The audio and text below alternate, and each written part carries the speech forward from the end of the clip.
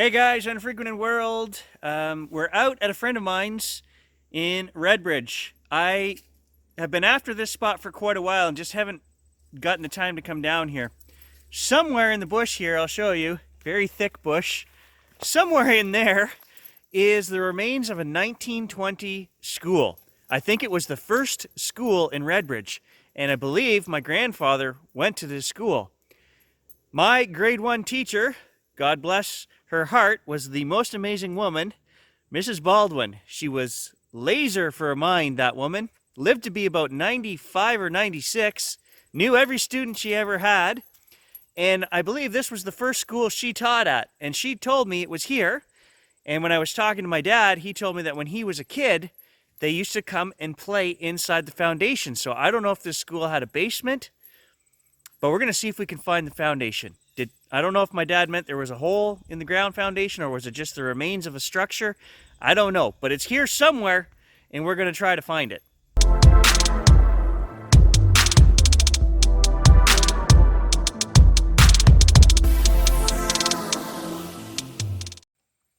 So we're looking at the screen on the Nox here. Do you guys notice anything different? 4 kilohertz mode. I did an update to the machine. And it's on firmware version 3 now. So they've added a new mode, 4 kilohertz, which is what we're going to try today. And it's supposed to add stability to the other modes on the machine as well. I'm not sure. Too bad they wouldn't fix the Bluetooth on here. Then I'd be happy. But we'll give this version 3 a go and see how it performs. Well, I'm just looking through the forest here and I don't see any obvious signs. This is the first clearing that I've come to. I'm a couple hundred feet off the road. But then I looked right beside this old log here. I saw a can. But then beside the can, I see a jar. So this is modern. Well, you know, 70s or something. But then look at this jar here. That's old. And there's an old piece of can slaw here too. So is this clearing? Was that something? We'll have to start swinging the detector right here. Well, I don't know what that is, but it had a handle on it and it is like rotten. I could put my thumb right through it. It's been here a long time, whatever it was, I don't know. Here's another piece of it right here. I also see right here a very small impression in the ground. It's hard to show on the camera, but that's not natural. I don't know if there was a homestead on this site. I've just made my way through. It's kind of clear right through here. And I do see old cans and junk. I see modern, like 70s cans as well. But this looks like maybe an old outhouse hole or something. Like it's very small. It's outhouse sized. Maybe there was also an old homestead on this site. I don't know. So we're only 200 feet to the road over there. It's got to be in here somewhere because right where I'm standing, it starts to slope downhill. So not old nails. These would be 40s, 50s, that style. Definitely was something else here as well. Well, it's a very trashy site, guys. Pop cans. I can't believe I found 24 pop cans here. 70s and onward, so I don't know if people just drive down the road and they're getting winged in the bush here. We're so close to the road. I see no signs of an obvious foundation. So there is a four-wheeler trail right beside my buddy's house that goes down that hill, but my dad didn't say anything about having to walk in a long ways. I'm pretty sure the school is right off the road, so that's not it, I don't think. That's the bush we just checked all through there. 100 yard by 100 yard square. I didn't see anything in there. And then my buddy's house is just over here to the left. So I don't know. A little disappointed that it's not obvious because I've been wanting to search this one for quite a while, but I'll have to get my dad to come back with me and maybe point me in a better direction. It's very trashy with cans and things in there. So I don't know what we're going to find anyway. Let's move on somewhere else.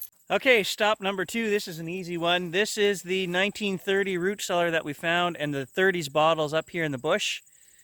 There's a nice field here down below, and I've done a little bit of the field, But those guys had to have dropped a coin here somewhere, and we're going to do the field. My uncle has just cut the field, so it's only 2 inches high, the grass. We're going to give it a go. I know it was early 30s because we found all kinds of bottles up there from the 30s, so it's the best I can do, guys. It's the best I can do. So I'm actually back to using the cheap Amazon headset here with the Knox because it works the best. I get a nice clear tone out of here. Maybe after the update, we'll have to try the Akis again.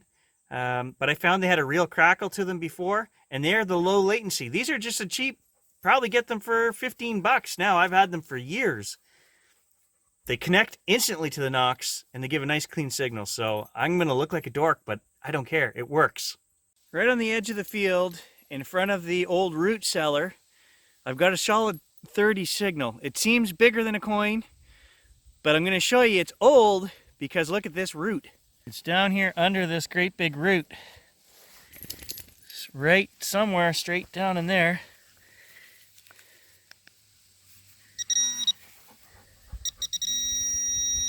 I mean, it seems pretty big, whatever it is, but it's under the root. Probably an old pickling lid or something. I'm going to call it now, an old mason top or something. We're going to get it out of here, but that's what I'm calling. Yeah, there's a piece of it. I switched sides. I went under the root this way, so there's a piece of it. It's probably an old can or a lid. I don't know. Yeah, an old can. Right in there is the old root cellar, which we've been in a couple of times, so I'm not going to go in, but it's right there. So the root cellar is over in there, and I'm just working out in the field, quite a ways away. We've got another old mason lid. Down there, probably 8 inches. So this is where we found all kinds of 1930s bottles, and I see an impression in the ground up here that I didn't notice before. I think the house was here. The root cellar is just on the other side of that hill, and the bottle dump was back in here. So I'm going to swing the detector. I have never swung the detector through here. And there's all kinds of cans like this that we'll find.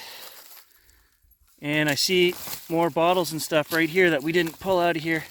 Here's another one right here. It's broken. But 1930s all day long. And here's one that's not broken. And surprisingly, I learned something from this site. I found a bunch of little medicine bottles that had plastic screw tops on them, and the bottles were patented 1933, I believe it was. Early 30s anyway. I wouldn't have thought that they had plastic screw caps back then, but they did, so not everything was as it seems. Here's a nice old square one. Unfortunately, it's broken, but if we look at the bottom, there's writing, and we might be able to find out what was in here. Cross, C-R-O-S-S-E, and Blackwell. So I'm going to research that when I get home, see what year it was, and what was the product. So I just want to show you guys this bottle. There's a couple things that we can tell it's old. The lid style, for one. They had thinner lids. They weren't, the depth of the lid was not as thick. They always had a good ridging on the lid. And the bottoms, if you look at the bottom, that center mark, it's not centered on the bottle. So that's early construction of bottles right there.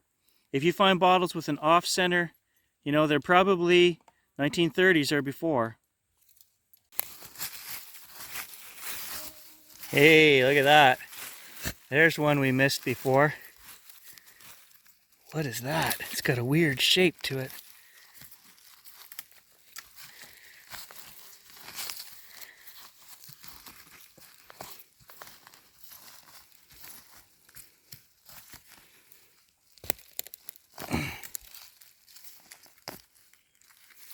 Oh, look at that, and it's complete.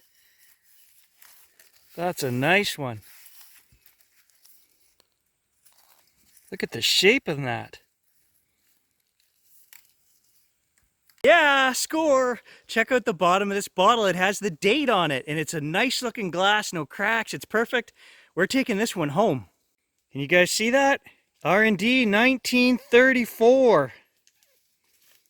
But look at the cool shape of the glass.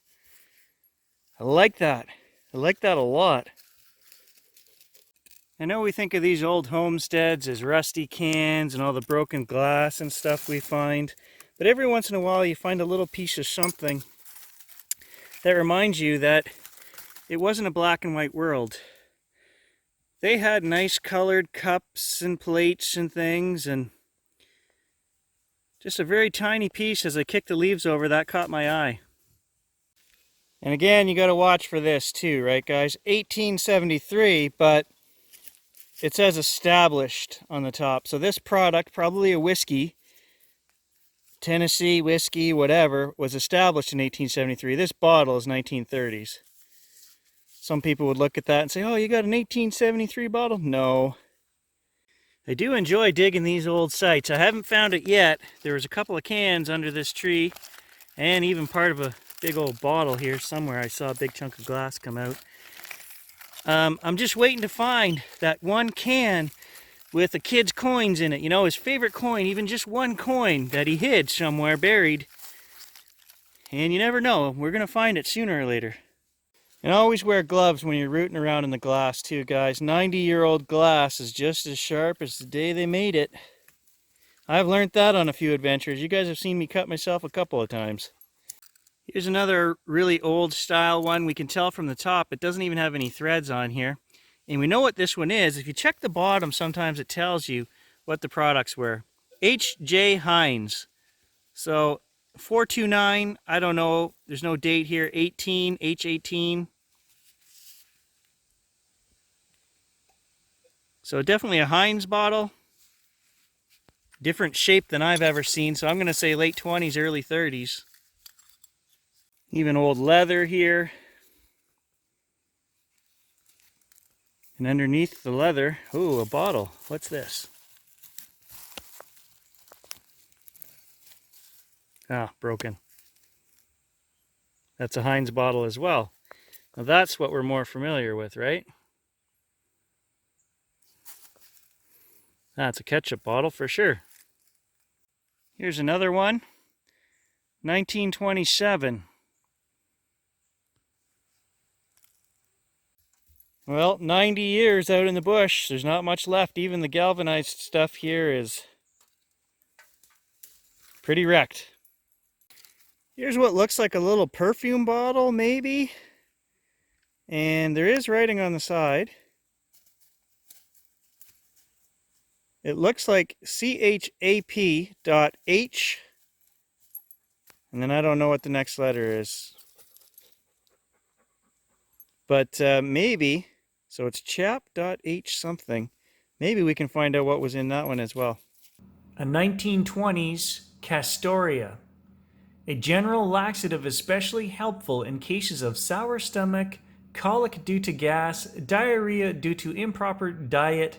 Facsimile, signature of Chas H. Fletcher, The Centaur Company, Windsor, Ontario. So I did spend an hour going through all along the top, over there 70 yards, and all the way back through here. Lots of can signals, 18s to 20, but no coin signals. As I pulled up the phone to talk to you guys, I saw another bottle over here that I haven't checked out yet. Don't know if it's broken or what. What is this? Oh, come on. It's got a nice rounded form to it. I see another. Come on. Gently does it.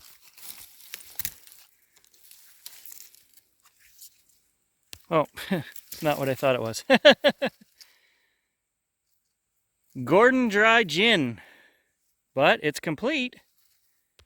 So this is actually a cooler bottle than I thought. Gordon's Dry Gin, London, England.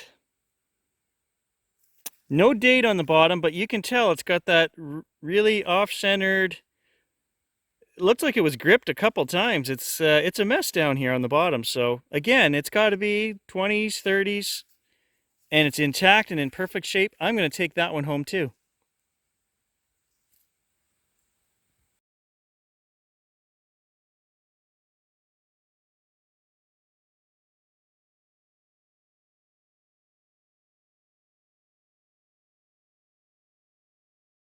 Well, guys, it's getting hot. I'm going to call it. A couple of almost 100-year-old bottles in really good shape. I'll go home and see if we can find some information on value and whatnot. Just a generic value for many bottles that age. You know, they run anywhere from $15 to $40 depending on the bottle. So I'm going to say, $20 a bottle here, that's not a bad morning. We didn't get the detecting in that I wanted, but I still got out, found some history, and had fun. So thanks for watching, guys. Stay tuned. Lots more detecting to come.